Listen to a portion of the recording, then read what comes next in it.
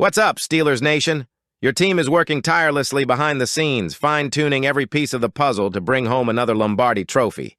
We're talking roster moves, QB rumors, draft strategy. It's all in motion as Pittsburgh pushes to get back on top. So before we dive into a wild update that includes Aaron Rodgers, the Vikings, and a potential blockbuster draft plan, do me a favor, hit that like button, and if you bleed black and gold, subscribe to the channel so you never miss an update. Let's jump into this. All right, let's start with what everyone's buzzing about. Aaron Rodgers. The four-time MVP is still unsigned after his departure from the New York Jets, and while all signs have been pointing to Pittsburgh, Mike Florio from Pro Football Talk just dropped a bomb. Florio claims that some believe Rodgers still has his eye on the Minnesota Vikings. Yeah, you heard that right. Despite weeks of speculation about Rodgers joining Mike Tomlin's squad, there's now talk that he could be holding out to see what the Vikings do with J.J. McCarthy, Minnesota's young QB who's recovering from a season-ending injury. Now look, the Vikings did invest a lot in McCarthy, but with Rodgers still available and McCarthy likely needing a developmental year, the door might still be open. And here's the twist. Rodgers is expected to make his decision at Pat McAfee's special live show in Pittsburgh on April 9th. That's right. The quarterback circus could roll right into the Steel City with a dramatic announcement in front of a live crowd. Would it be a spectacle? Absolutely. Would it cause headlines for days? No doubt. But would it be a Steelers move? That's the question. Let's say Rodgers does choose Pittsburgh. What does that mean? Well, first off, the offense gets a massive upgrade in leadership and experience. Rodgers, even at 41, put up 3,897 passing yards and 28 touchdowns last season. Yes, on a 5-12 Jets team, but let's not ignore the talent. He's also already worked out with new Steelers star receiver DK Metcalf. That's a big deal. If you pair Rodgers with Metcalf, George Pickens, Najee Harris, and a young, hungry O-line, this offense suddenly becomes very dangerous. But here's the kicker. Rodgers isn't a long-term answer. He's maybe a 1-2-year fix. And that brings us to Pittsburgh's next big decision. Even if Rodgers comes on board, the Steelers are clearly planning ahead. According to Jerry Dulac, the team is hosting Colorado QB Shedeur Sanders on a top 30 visit this week. This is no casual meet and greet. When a team uses one of its top 30 visits, it means serious interest. Shedeur, son of NFL legend Deion Sanders, is rated by ESPN's Jordan Reed as QB2 in this year's draft. And while opinions are split, some think he's a late first-rounder, others see him going top 10. His upside is undeniable. Over 2 seasons at Colorado, Sanders posted a 71.8% completion rate. That's elite accuracy. And with Rodgers only offering short-term stability, a talent like Shedeur could be the perfect understudy to groom. The only catch? He likely won't be there at pick number 21, which means, would Pittsburgh actually trade up to grab Shedeur Sanders? Well, according to ESPN's Adam Schefter, it's on the table. The only quarterback they'd consider is Shedeur, Schefter said on his podcast. But I can't imagine he's going to slide to 21. So we have a possible scenario where Pittsburgh signs Rodgers and trades up in the draft to secure its future.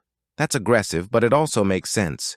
You get Rodgers' leadership and experience now, and a potential franchise QB waiting in the wings. We've seen this blueprint work before. Remember Brett Favre mentoring Rodgers himself. Back in Green Bay? But let's circle back to Minnesota because it's the wild card here. Rodgers has history in that division. Some say he wants to stick it to the Packers by joining a rival like the Vikings. Others believe it's about comfort. Rodgers knows the NFC North like the back of his hand. Florio's report suggests that Rodgers may be delaying his decision to see if the Vikings blink on McCarthy. That's risky business. If Minnesota stays committed to the rookie, Pittsburgh remains the only real suitor. But if the Vikings make a surprise pivot, all of this changes overnight. The Steelers cannot be caught flat-footed. So where does that leave the Steelers' QB room right now? Mason Rudolph is back, but let's be real. He's not the future. He's a bridge at best. Last season in Tennessee, he went 2-2 in 4 starts. Serviceable? Sure. Exciting? Not really. So unless you want to roll with Rudolph and hope for a miracle, Pittsburgh has to act. Rodgers gives you credibility and production. Sanders gives you promise. Together, they give the Steelers a plan. So here's the scoop, Steelers fans. The kickoff return game might be about to see a major shift. And the writing is on the wall for a very big name on our roster. I'm talking about Cordarrelle Patterson. Yeah, the guy who's been arguably the best returner of this generation. The Steelers went and scooped him up right after the NFL dropped its new dynamic kickoff rule, something that was supposed to bring return specialists back into the spotlight. And with Hester retired, no one seemed more equipped than Patterson to thrive under this new setup. But it hasn't worked out like that. In 2024, Patterson had what might have been his worst year ever as a returner. He averaged just 21.8 yards per return, the lowest of his career. And for the first half of the season, most kickoffs that came his way, they turned into touchbacks. It's not what fans or the coaching staff hoped for, and now it looks like Pittsburgh is preparing for life after Patterson. Steelers insider Ray Fittipaldo recently spoke on this during his weekly Q&A, and what he revealed gives us a serious look behind the curtain. When asked if the team is looking for a new return man, he didn't hold back. Here's what he said. If you've noticed, a lot of the WRs and RBs they've brought in for visits double as return specialists. So I think that's definitely on their radar. Boom. That's the headline right there. The Steelers are clearly targeting return specialists in this year's draft. They're not just looking for offensive firepower. They want guys who can shift momentum on special teams. Now, let's break this down. So far, 21 confirmed top 30 visits have either happened or are scheduled with the Steelers. Out of those 21, get this, 6 are running backs, 4 are wide receivers, and 1 is a do-it-all safety who's shown special teams talent. That's 11 out of 21, more than half the visits, from players who have return capabilities. That's not a coincidence, folks. That's a blueprint.